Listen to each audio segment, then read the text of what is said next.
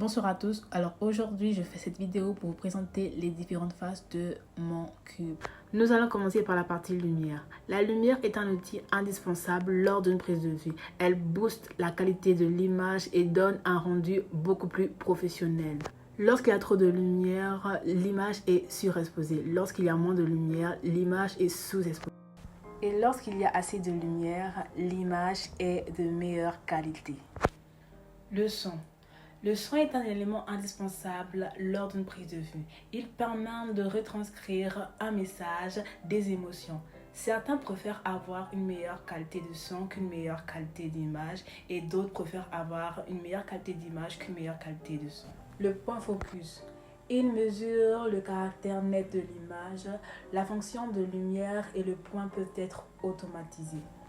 Les angles. Il existe trois principaux angles. En premier lieu, nous avons les angles dits à la hauteur du sujet. La caméra est placée à la hauteur des yeux du sujet. En second lieu, nous avons l'angle dit en plongée. La caméra est placée au-dessus du sujet. En troisième lieu, nous avons l'angle dit en contre-plongée. La caméra est placée en dessous du sujet. Les mouvements de caméra. Il existe deux principaux mouvements de caméra. Nous avons les mouvements panoramiques et les mouvements en travelling. Les mouvements panoramiques, c'est lorsque la caméra va de la gauche vers la droite et du haut vers le bas.